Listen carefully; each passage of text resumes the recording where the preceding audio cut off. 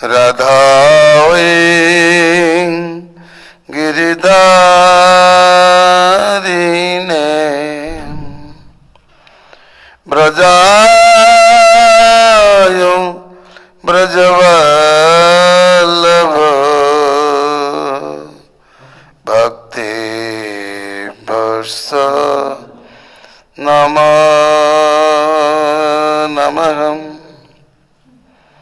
নারায়ণং নমস্কৃত্য নরং চৈব নরোত্তমং দেবীং সরস্বতীং ব্যাসং ততো জয়মুদীরয়েৎ।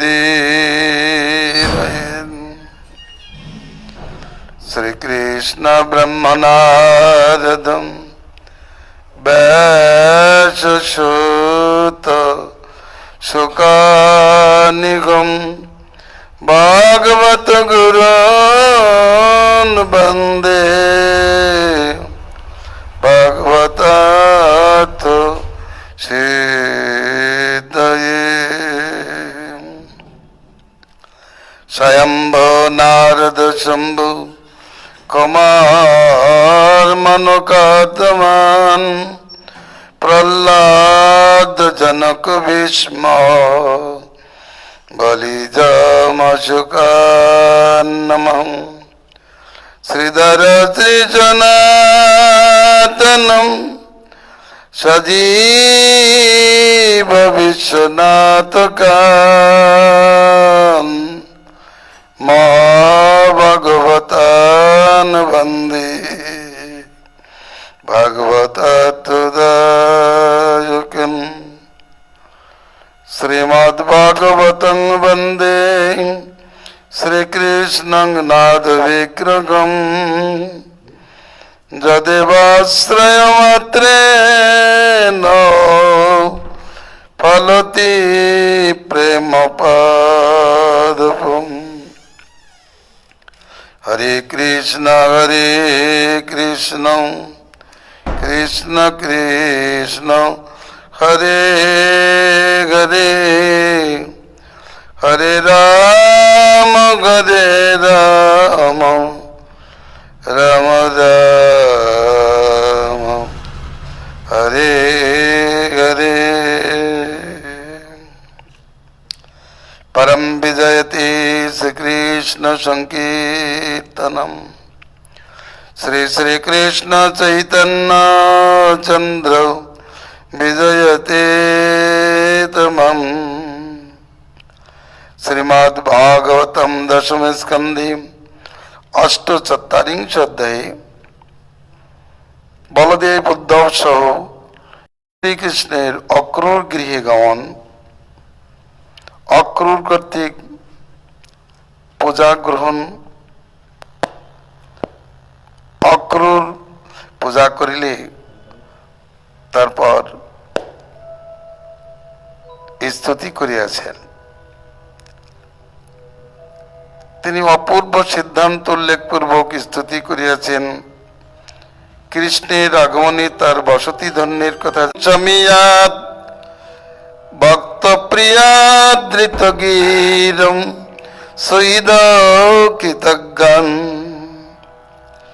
সর্বান দদাতি সুইদো ভজত বিকামান নাত্মানমর্পুপচয়াপ সয়ো ন যস্য। অক্রূর বলিলেন, হে দেব, আপনি ভক্তপ্রিয়, সত্যবাক্য, সহিত কৃতজ্ঞ। এ জগতে এমন কি পণ্ডিত আছেন যিনি আপনাকে পরিত্যাগ করে অন্যকে ভজন করেন? আপনি তো আপনার ভজনকারীকে নিজেকে পর্যন্ত দান করিয়া দেন। আপনি ভজনকারীর প্রতি সৌহার্দ্য প্রকাশে নিজেকে পর্যন্ত দান করিয়া দেন, তবে আত্মা বেচি করে ঋণের শোধন। এক গণ্ডুর জল একটি তুলসী পত্র দিয়া কৃষ্ণাই নম বলিলে ভগবান তার সেবার প্রতিদান দিতে অসমর্থ হইয়া নিজেকেই দান করিয়া দেন। বিক্রিণীতে সমাত্মানম ভক্তেব্য ভক্তবৎসল। একটা ভক্তকে দেয় এমনটি নয়, যারাই পূজা করেন তাদেরকে দিয়ে দেন। যদি বলেন একা তিনি এতজনকে কি করে দিলেন, তাহলে তার উপচয় অপচয় তো হওয়ার কথা। বলেন না, তার অপচয় কিছু হয় না।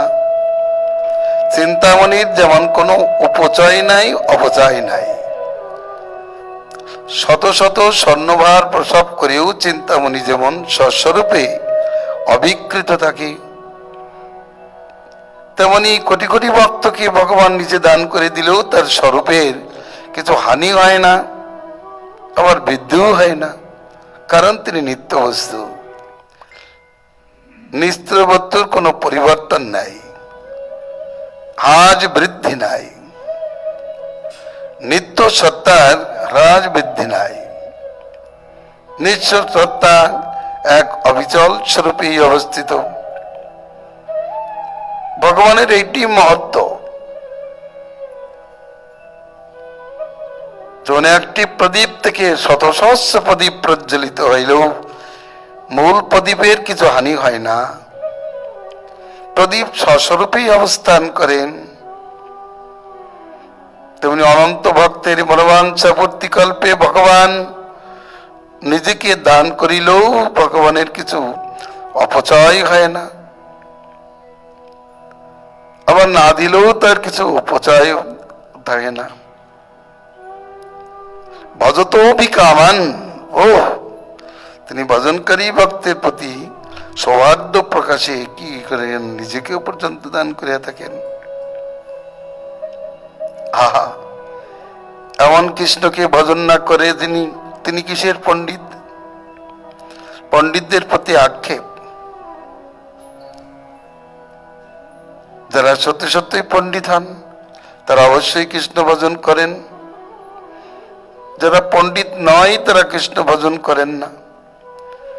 এই জাগতিক বিচারে মূর্খ যদি কৃষ্ণ ভজন করেন, ভাগবতের বিচারে তিনি পণ্ডিত। আর পণ্ডিত হয়ে যদি কৃষ্ণ ভজন না করেন, তাহলে তিনি ভাগবতের বিচারে মূর্খ।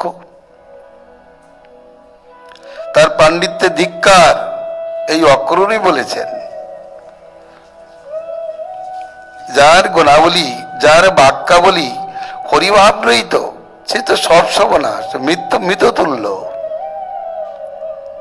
দিগমস্য জন্মতাদ, ভগবান কর্তৃক যে ব্যক্তি সমাদিত হন না, সে ব্যক্তি ধিক্কারের পাত্র।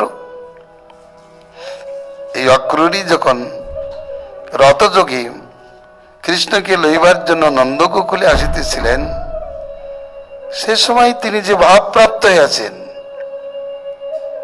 সেখানেই তিনি জানিয়েছেন জগতের কল্যাণের জন্য, মঙ্গলের জন্য অবতীর্ণ যে কৃষ্ণের প্রতি, কৃষ্ণের পাদপদ্মে যিনি প্রণত হন না, কৃষ্ণ কর্তৃক যিনি সমাদিত হন না, তার জন্ম বৃথা।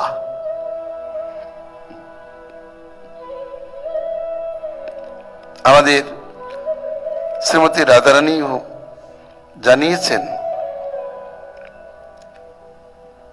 কৃষ্ণের কথা যার কর্ণে প্রবেশ করে না, তার কর্ণ না থাকাই ভালো। যে নয়নে কৃষ্ণ দর্শন হয় না, সে নয়ন ময়ূরপুচ্ছ নয়ন সদৃশ। যে জীবনে হরিভজন না, সেই জীবনটি ধন্য নয়। নারদ গোসাই এই কথাই বলেছেন, তজ্জন্ম তানি কর্মাণি তদায়ুস্তন মনোবচঃ যেন হি সেব্যতে ভগবান হরিরেশ্বর। সেই জন্ম, সেই কর্ম, সেই মন বাক্য সকলেই ধন্য। সেই যে জন্মে, যে কর্মে, যে মন বাক্যে হরি সেবিত হন। জগদাত্মা বিশ্বেশ্বর শ্রী হরি যে জন্মে সেবিত হন সেই জন্মই শ্রেষ্ঠ। ব্রহ্ম জন্মে ব্রাহ্মণ জন্মে যদি হরি সেবিত না হন তাহলে সেই জন্ম ধন্য নয়। নিচ জন্মে শূদ্র জন্মে অন্তজ জন্মে যদি হরি সেবিত হন তাহলে সেই জন্মই শ্রেষ্ঠ। তজ্জন্ম তানি কর্মানি, সেই কর্মগুলি শুদ্ধ। তৎকর্ম হরিতোষণং যৎ, যার দ্বারা হরিতোষিত হন সেই কর্মই প্রকৃত কর্ম। হরিতোষিত না হলে সেই কর্ম বন্ধনের কারণ। গীতায় বলেছেন যজ্ঞার্থ কর্ম অন্যত্র কর্মায়াং লোকবন্ধনম, একমাত্র ঈশ্বর কর্ম যজ্ঞ কর্মই মুক্তির কারণ, অন্য কর্ম বন্ধনের কারণ। তাই সংসারে পণ্ডিতকে বন্ধমোক্ষবিদ, তিনি অবশ্য মুক্তির কারণ স্বরূপ। অবিদ্যা বন্ধন থেকে মুক্তির কারণ স্বরূপ ভগবানকেই ভজন করিয়া থাকেন। এ সংসারে শ্রেষ্ঠকামী জন, বিবেকী ব্যক্তি, কুশলী জন তিনি ভগবানেই রতি করেন।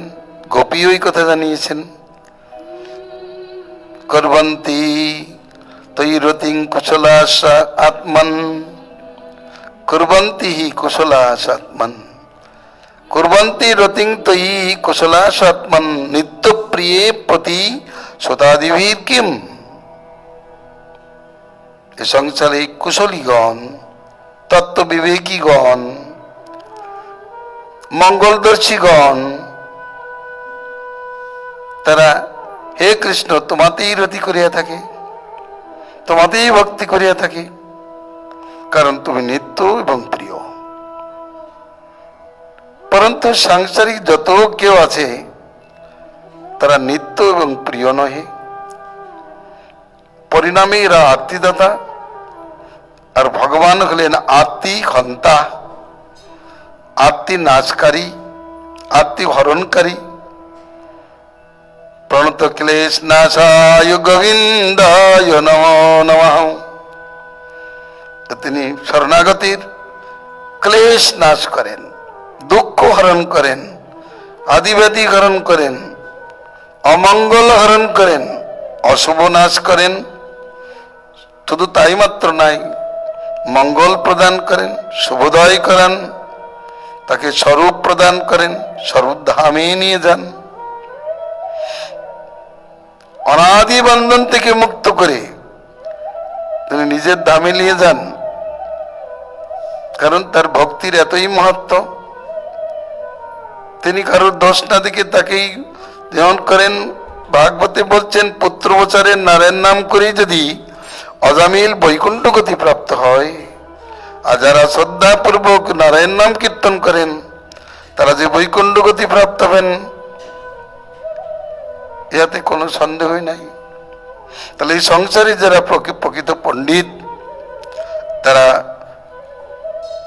আপনাকেই ভজন করিয়া থাকেন। পণ্ডিত, পণ্ডিত নামের কলঙ্ক স্বরূপ তারা যারা কৃষ্ণ ভজন করে না। অক্রুরের বাক্যের অনুধ্বনি এই প্রকার, অপণ্ডিত কে সে পণ্ডিত যে হরিভজন না করে?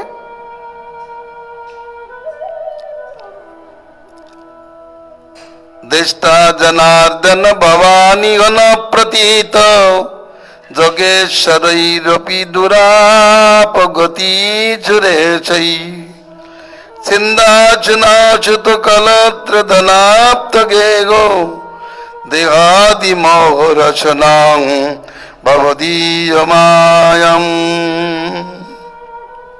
হে জনার্দন,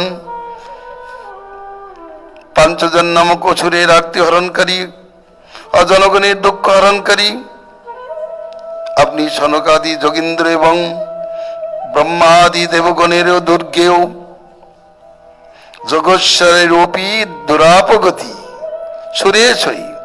যোগেশ্বরগণ, সনকাদি যোগেশ্বরগণ এবং ব্রহ্মাদি দেবগণের দুর্গেও তারা আপনাকে জানতে পারে না। আপনি যে অদ্য আমাদের নাই অদমের গৃহে প্রতীতির বিষয় হয়েছেন তা নিতান্তই সৌভাগ্য সূচক। দৃষ্টা ভবানীহো ন প্রতীতম। ব্রহ্মাদি দেবেন্দ্রগণের দুর্গেও আপনি যে আমাদের মতো অধমদের গৃহে আগমন করিয়াছেন, প্রতীত হইতেছেন, তা সৌভাগ্যেরই সুযোগ। অতএব প্রভু, আপনার চরণে একটি প্রার্থনা। কি প্রার্থনা? আপনি আমাদের মায়াজনিত পুত্র, কলত্র, ধন, গৃহ, দেহাদিতে দুষ্পরিহার্য যে মোহবন্ধন সত্তর, তা ছেদন করুন।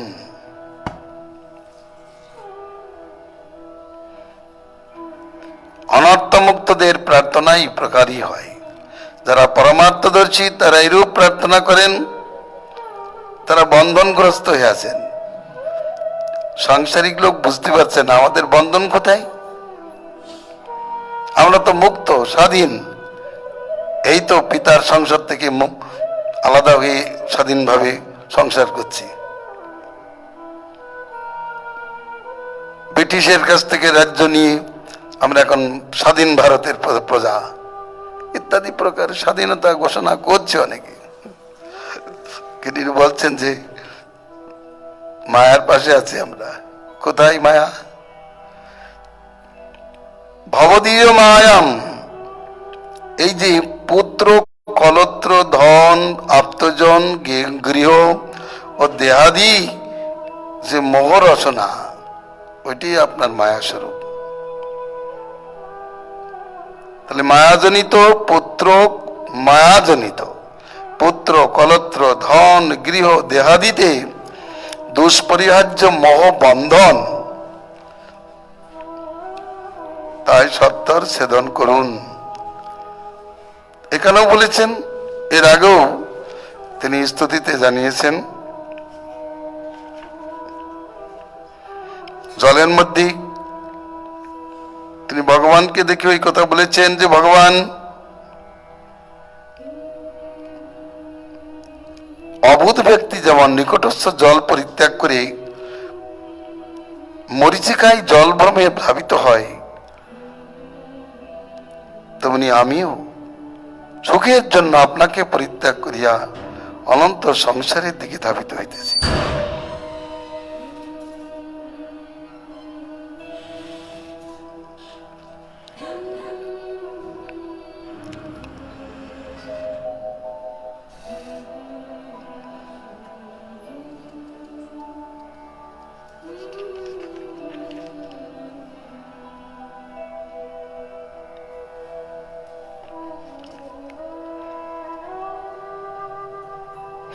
অহং ভগবান জীবলোকয়ং ময়িত স্তব মায়য়া অহং মমেত্য সৎগ্রাহ ব্রহ্মতে কর্মবৎমসু।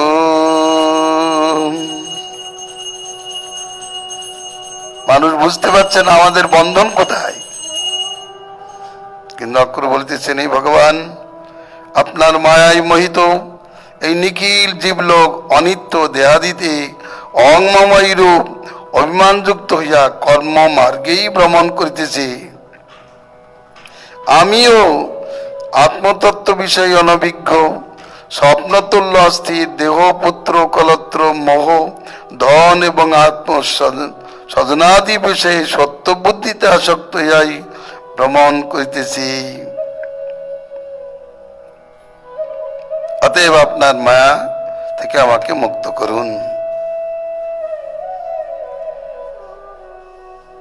এই আমার প্রার্থনা। আশু ছিন্দ।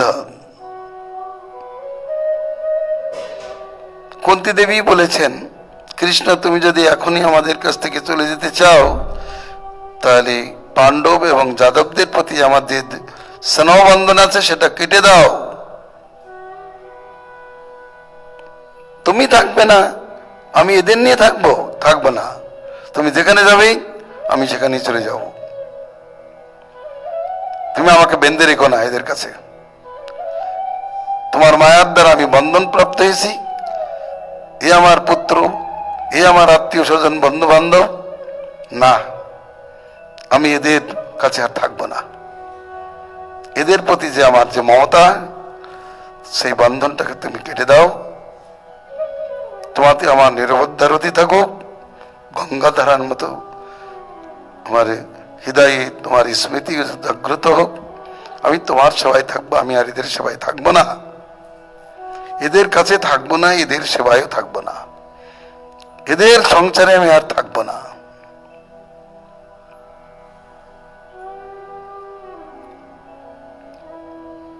কারণ আমি দেখলাম এই সংসারে শুধু দ্বন্দ্ব করতে করতেই জীবন গেল,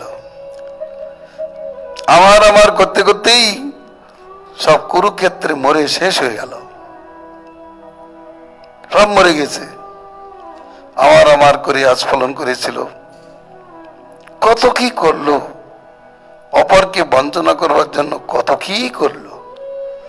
পাণ্ডবদের এক শোচাগ্র মেদি নিদান করবো না বলে যে অহংকার করলো, সে ভাতৃগণের সহিত, বন্ধুগণের সহিত, শ্বশুরাদির সহিত, সকলের সহিত কুরুক্ষেত্রে শিগাল কুকুরের ভক্ষ হলো। কাকে আমার বলবো? তাহলে আমি আর কাকে আমার বলবো? কার মোহে বসে থাকবো? কে আছে এখন?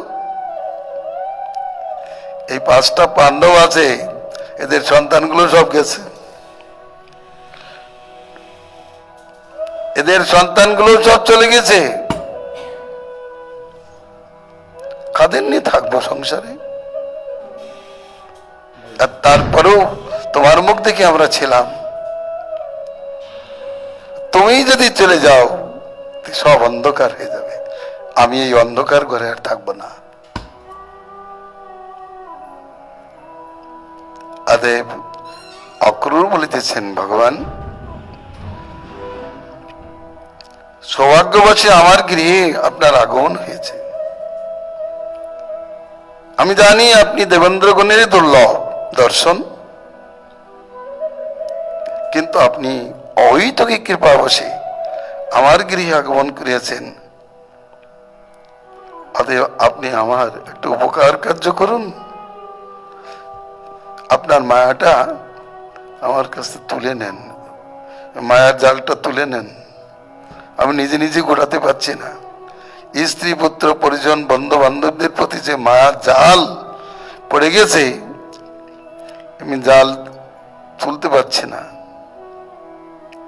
আমার আর দরকার নেই। আমার মায়াকে, আপনার ভবদীয় মায়া এই রচনাকে আসুক, কেটে দিন।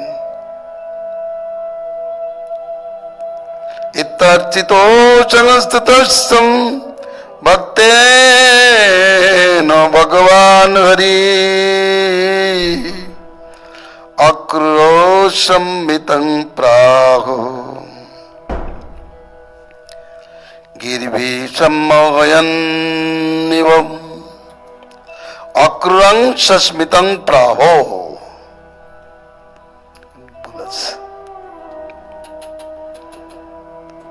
ভক্ত অক্রূর এই রূপে অর্চন এবং স্তব করিলে ভগবান শ্রীকৃষ্ণ ঈষৎহাস্যযুক্ত বাক্যে তাকে যেন মোহিত করিয়াই বলিতে লাগিলেন, মহ্যন্নিব। ভগবানের কাছে হাস্যই মায়া। বলিরাজ দেখলেন তার কোটিতে সন্ধ্যা, হাস্যে মায়া, কটাক্ষেই সংসার। একবার চোখের পলক ফেললেই সংসার শেষ, পলক তুললেই সংসার। হাস্যে মায়া। বলে না লোকে, তুই আর হাসিস না, মায়া করিস নি, তোর হাসিটাই মায়াময়।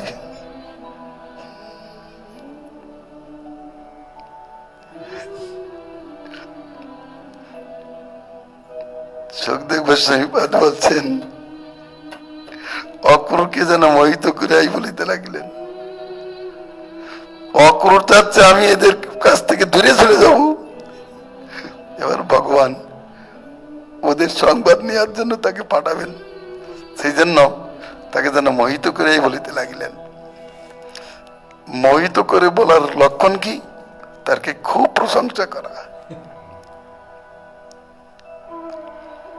খুব প্রশংসা করা।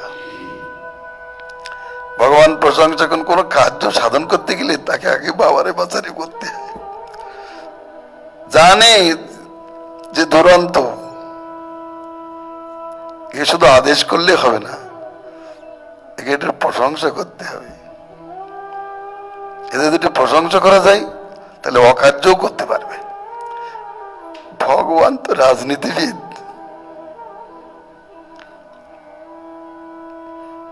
অক্রুর ভগবানকে এনেছেন, এবার ভগবান এবার অক্রুরকে পাঠাচ্ছেন ভক্তের কাছে। কিন্তু প্রশংসা তো আগেই করে নিতে হয়, করতেই হয়। অক্রুর গিয়ে ভগবান, ওর মধ্যে রয়েছে মোহ। অতএব তিনি মোহিত করে বলিতে লাগিলেন, শ্রী ভগবান বাচম তন্ন গুরু পিতি পশ্যম শ্লাঘ্য বন্ধু সনিতদা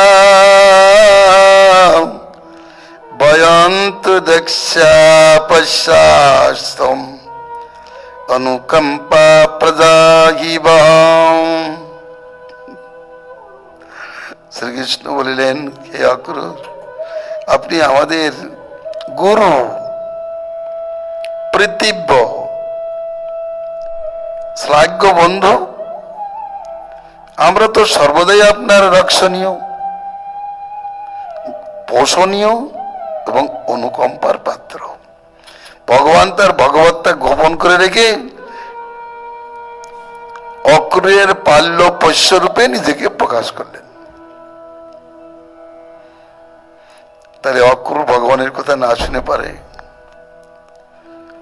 অক্রূরের হৃদয় ভগবানের বাক্য রক্ষার জন্য তো তৎপর হবেই। তন্ন গুরু পৃথিবীবৎসা, আপনি আমাদের গুরু, জ্ঞানদাতা, পিতৃব্য, পিতৃতুল্য, মান্য, শ্লাঘ্য বন্ধুস্য নিত্যদা, প্রশংসনীয় বন্ধু। কারণ অক্রূরের প্রচেষ্টাটা অতি সুন্দর। এই রোহিণীকে নন্দগোকুলে নিয়ে যাওয়ার মূলে গেছে এই অক্রূর। অন্যান্য পত্নীগণকে সেখানকে দূরে সরিয়ে দিয়েছেন। বসুদেবের কাছে গিয়েছেন কিভাবে? তিনি সামান্য একটা অন্নদাতার রূপ ধারণ করে গিয়েছেন, তাকে সব সংবাদ বলেছেন কিভাবে কি হবে। বসুদেব বলেছেন, এমনটি করো, বলা যায় না, রোহিণীর গর্ভে পুত্র আছে, অন্য রমণীর গর্ভে পুত্রের আছে। যদি জানতে পারে, নারদ যদি একটু লাগিয়ে দেয় তাহলে এদেরকেও বন্দী করে রাখবে, শেষ করে দেবে, অনেক কিছু করতে পারে। অতএব তিনি তো সব ব্যবস্থা দিয়েছেন। তাই বলছেন ভগবান জানেন, শ্লাঘ্য বন্ধু, বন্ধু মানে পরোপকারী, নিত্যকালের বন্ধু আপনারা। আমরা কিন্তু আপনার রক্ষণীয়, পৈষ্য, অনুকম্পার পাত্র। কোথায় ভগবান সকলের রক্ষক, পালক, অনুকম্পাকারী, তিনি এখন বলছেন আপনি আমাদের রক্ষাকারী, আমরা আপনার প্রতি রক্ষিত হব, পোষিত হব, আমরা আপনার অনুকম্পার পাত্র। আপনি যেমন আমাদেরকে বলিবেন, করবেন, আমরা তেমনই করিব। ভগবদ্বিধা মহাভাগম নিষেব্য অরোচত্তমা শ্রেয়স্কাময়ী নিভি নিত্যম দেবাচার্থ ন সাধব।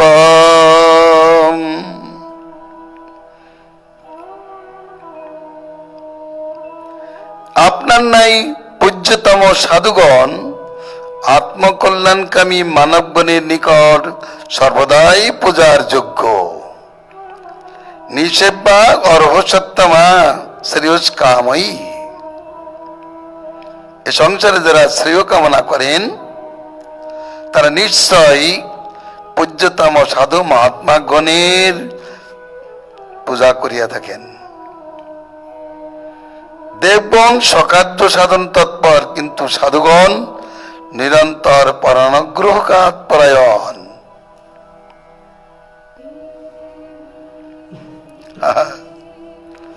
ভগবান পর্যন্ত এই শ্লোকটা ভাগবতের 3 জায়গায় আবৃত হয়েছে। ভগবান নিজে মুখে বলেছেন, এদিকে যুধিষ্ঠির মহারাজ বলেছেন, আবার এখানেও ভগবান বলিতেছেন ভগবদ্বিদা মহাভাগা, সেখানে আছে ভগবদ্বিদা ভাগবতা তীর্থিভূতা স্বয়ং প্রভু তিথি কুর্বন্তি তীর্থানি শান্তস্তেন গদাভৃতা। যুধিষ্ঠির মহারাজ বলেছেন, আপনার নাই সাধুগণ ভাগবতগণ তো স্বয়ং তীর্থ স্বরূপ। হৃদয়স্থিত গদাধারীর প্রভাবে আপনারা পাপীর পাপ মলিন তীর্থকে পবিত্র করিয়া থাকেন। অতএব আপনাদের তীর্থযাত্রার কোনো নির্দিষ্ট কারণ নাই, নিজস্ব কোনো কারণ নাই। আর এখানে বলেছেন সংসারে যারা শ্রেয়স্কামী তাদের পক্ষে আপনার নাই মহাভাগবতগণ পূজনীয়। কেন দেবতাগণ নয়? বলে না, দেবতাগণ স্বার্থপর। দেবা স্বার্থান সাধব, দেবতাগণ স্বার্থ দেখেই উপকার করেন। পূজা না পাইলে উপকার করেন না, পূজা না পেলেও আবার তো অপকারও করে থাকেন। তো ভগবান তো ভালোই অনুভব করেছেন। একবার ইন্দ্র পূজা বন্ধ করাই বোঝের উপর কি উৎপাত আরম্ভ করেছিল। পূজা বন্ধ হলে দেবতাগণ আর তখন কিচ্ছু ভাবনা করতে পারেন না। কিন্তু সাধুগণ শত শত রূপে শত শতবার অপমানিত হইও অপূজিত হইও তারা জীবের কল্যাণ বিধান করেন।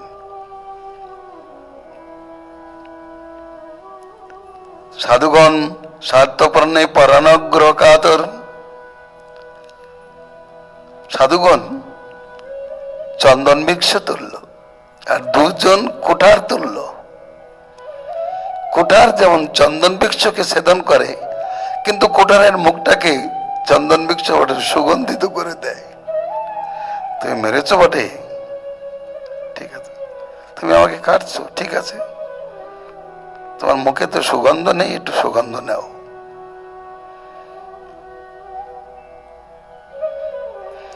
এমনই ভাবে সাধুর মহিমা ভগবান নিজে গান করিতেছেন। অকরুকে লক্ষ্য করে এই শিক্ষা জগৎকে দান করিতেছেন। যারা শ্রেষ্ঠকামী তারা অবশ্যই মহাভাগবত গুণের অর্চন করিবেন। নহময়ানি তীর্থানি ন দেবামৃচ্ছিলাময়া তে পুনন্তর কালে ন দর্শনা দেব।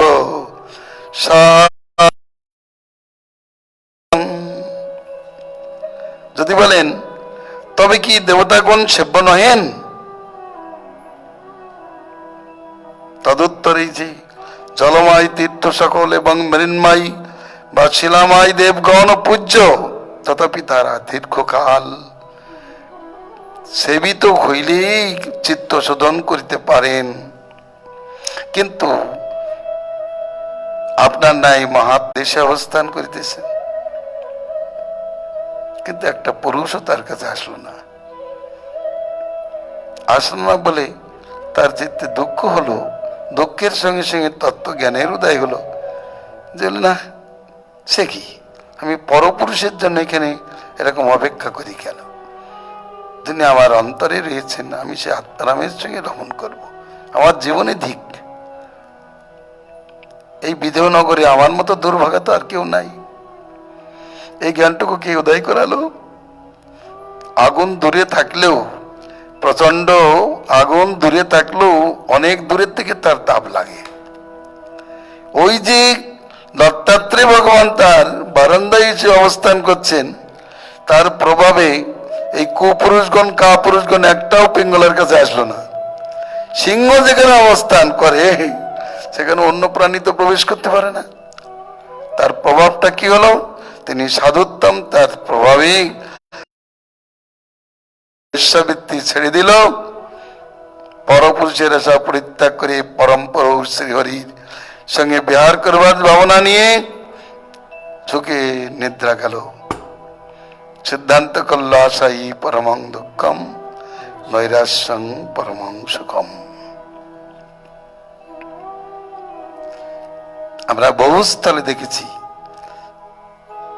সাধু হয়তো কি কৃপা বসে নারদ, কিন্তু নারদ তা স্বীকার করেও তার পরম উপকার সাধন করিয়াছেন। তাকে অভিশাপ দেন নাই, তার মঙ্গলের কারণ হয়েছেন। উপহাস করিল নলকুমার মনগ্রীব, উপহাস করিল নারদ মুনি তাদেরকে তাদের কল্যাণের জন্য পরম ব্যবস্থা দিয়েছেন। এই জন্য বলিতেছেন, দেবতাগণ বহুকাল পূজিত হলে, তীর্থ বহুকাল সেবিত হলে মানুষকে পবিত্র করেন, পরন্তু সাধুগণ দর্শন মাত্রই পবিত্র করেন। সেবার অপেক্ষা নাই, কারণ সাধুগণ হলেন নিঃস্বার্থপর, নিঃস্বার্থ পরোপকারী। স্বভাবান শ্রেদাং বৈনাম শ্রেয়ান শ্রেয়োর চিকিৎসয়া জিজ্ঞাসার্থং পাণ্ডবানাং গচ্ছস্যং গজাবয়ম। আপনি নিশ্চয় আমাদের শহীদ গুণের মধ্যে সর্বশ্রেষ্ঠ, অতএব আমাদের মঙ্গল কামনায় আপনি হস্তিনাপুরে পাণ্ডব বনের নিকট গমন করুন। তারা ধৃতরাষ্ট্রের আশ্রয়ে কি রূপে অবস্থান করিতেছেন তাই জিজ্ঞাসা করিবেন। ভগবান সর্বজ্ঞ হইলেও লৌকিক লীলানুসারণে অক্রূরকে দূত রূপে পাণ্ডবগণের কুশল জিজ্ঞাসাই তাদের কাছে পাঠাইতেছেন। এই প্রস্তাব রাখিলেন যে আপনি শহীদ গুণের মধ্যে শ্রেষ্ঠ।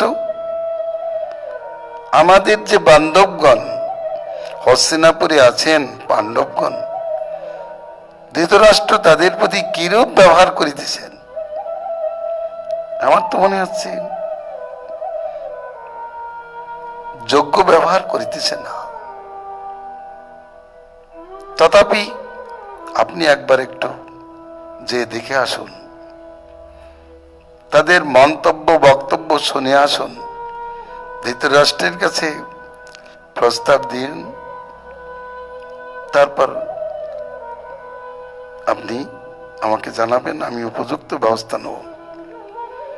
তবে আমার মনে হয় পিতুর্যপরাতে বালাম সৌমাত্রা সুদক্ষিতা আনিতা সপুরং রাজ্ঞা বসন্ত ইতি সশ্রমম। আমরা শুনিতে পাইয়াছি যে পিতা পাণ্ডুর মৃত্যুর পর সুদক্ষিত বালকগণ জননী কুন্তী দেবীর সেই ধৃতরাষ্ট্র কর্তৃক হস্তিনাপুরে আনিত হইয়া তথায় অবস্থান করিতেছেন। ধৃতরাষ্ট্র এনেছেন ঠিকই। তেষু রাজাম্বিকা পুত্র ভাতৃপুত্রেষু দীনধী সমনবর্ততে নূনং দুষ্পুত্র বশগন্ধদিক। অম্বিকা পুত্র রাজা ধৃতরাষ্ট্র স্বয়ং দুর্বলমতি, অন্ধদৃষ্টি এবং দুষ্ট স্বভাব সম্পন্ন পুত্রগণের বশীভূত। অতএব নিশ্চয়ই যুধিষ্ঠির প্রভৃতি ভ্রাতুষ্পুত্রগণের প্রতি সমদৃষ্টি পরায়ণ নহেন। ইচ্ছা করেছিলেন, কিন্তু ইচ্ছা পালন করতে পারবে না, কারণ প্রথম তার দোষ হলো তিনি দুর্বলমতি। এই দুর্বলমতি হয়েছেন কেন? তিনি জন্মান্ধ।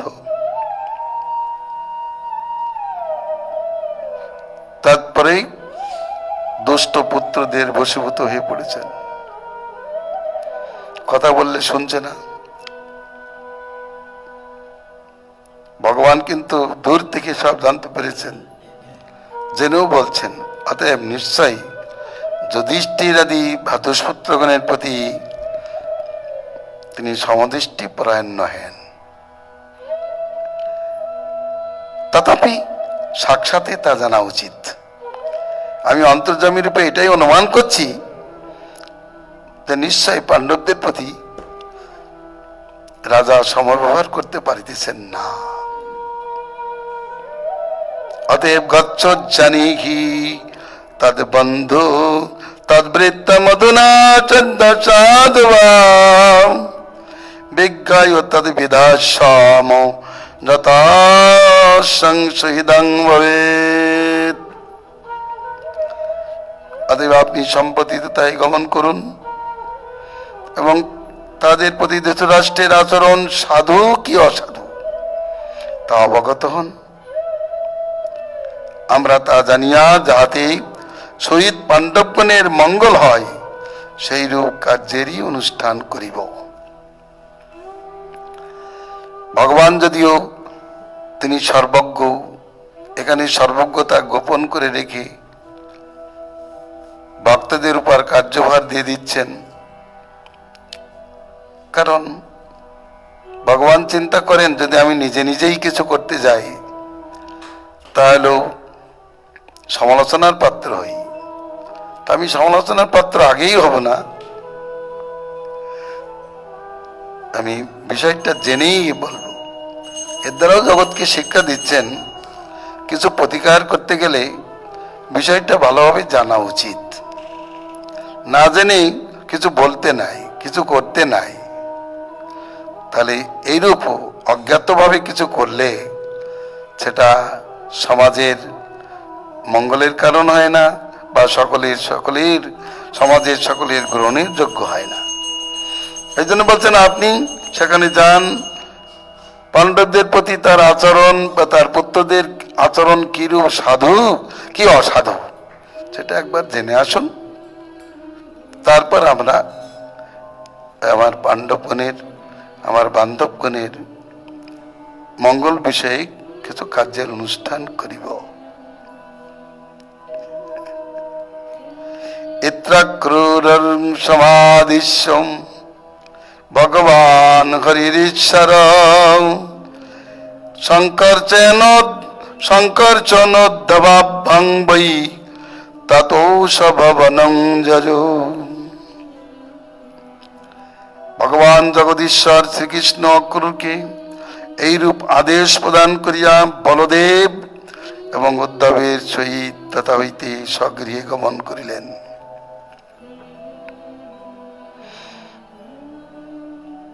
পূর্বাপার বিচারপূর্বক কার্যের অনুষ্ঠান করা অবশ্য কর্তব্য ভগবান নিজ আচরণের দ্বারা শিক্ষা দিতেছেন। অক্রূরের পূজা গ্রহণ করিয়া তাকে নিজ কার্য সমাধানার্থে দূত রূপে পাণ্ডবপ্রস্থে পাঠাইতেছেন।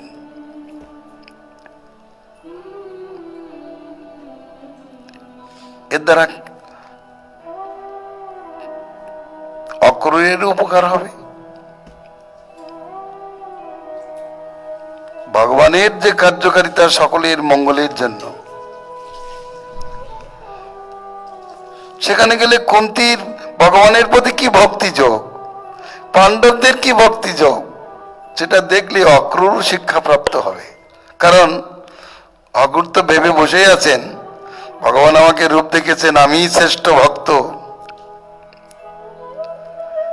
আমি মথুরাপুরীতে শ্রেষ্ঠ ভক্ত, কারণ ভগবান আমাকে রূপ দেখিয়েছেন, আমার গৃহে এসেছেন। অভিমান তো হওয়ারই কথা। প্রাইম মিনিস্টার যদি কোথাও কোন এক দরিদ্রের গৃহে উপস্থিত হন তাহলে তো সে ফুলে আটকানো হয়ে যায়, কোনো এমএলএ এর বাড়িতে যায় না, আমার ঘরে এসেছেন, তাই না? যেমন উদ্ধবের একটু অভিমান হয়েছে। তিনি 56 কোটি যাদবের মধ্যে প্রধান, তিনি কৃষ্ণের পরম ভক্ত। কারণ উদ্ধবের ধারণা, আমি বাল্যকালে গৌরকান্তি ছিলাম, কৃষ্ণ মন্ত্র জপ করে কৃষ্ণ বর্ণ প্রাপ্ত হয়েছি, কৃষ্ণের অতি প্রিয়। ভগবানই তো দুর্ব্যবহার করেছেন, কিন্তু ভগবান তাকে তার থেকে উত্তম ভক্তের কাছে পাঠালেন। উদ্ধব সেখানে যে নিজেকে কৃতার্থ মনে করলেন, তেমনি অক্রূরকে পাণ্ডবদের কাছে পাঠাচ্ছেন। অন্যকে তো পাঠাতে পারতেন, স্বার্থ কি রয়েছে, আর উদ্ধবকে তো পাঠাতে পারতেন, তো উদ্ধবকে পাঠাননি। কিন্তু অক্রূরের ভাবনার উন্নতির জন্য, তার অহংকার চূর্ণ করবার জন্য কার্যভার দিয়ে তাকে পাঠাচ্ছেন। ভগবান অশেষ দ্রষ্টা, মুখে কিছু বললেন না, তোমার থেকে পরম ভক্ত পাণ্ডবগণ একবার যে দেখে এসো, এমন কথা বলেননি। তিনি বলছেন ধৃতরাষ্ট্রের ব্যবহারটা কেমন, একটু জেনে আসুন। এবার অক্রূর সেখানে গেলে কুন্তির যে ভক্তিযোগ, পাণ্ডবদের যে ভক্তিযোগ, ওটা দেখলেই তখন তিনি বুঝতে পারবেন আমি কোথায় আর এরা কোথায় আছেন, আমি কতটুকু ভগবানের প্রিয় আর এরা ভগবানের কত প্রিয়। কার্যের দ্বারেই ভগবান সকলকে সুন্দর রূপে প্রসাদিত করেন, সকলের প্রতি করুণা, তাতে অক্রূরের উপকার হবে। আর ভগবান সংবাদ পাঠিয়েছেন, অক্রূরকে পাঠিয়েছেন বলে তারাও প্রাণে আশ্বস্ত হবে যে ভগবান আমাদেরকে এটি স্মরণ করেছেন। ধৃতরাষ্ট্রও বুঝতে পারবেন যে ভগবান আমাদেরকে স্মরণ করেছেন। যারা বিপক্ষীয় তারা পর্যন্ত কৃষ্ণের প্রতি কৃতজ্ঞতা প্রকাশ করিবেন। গোবিন্দিত মঙ্গলম।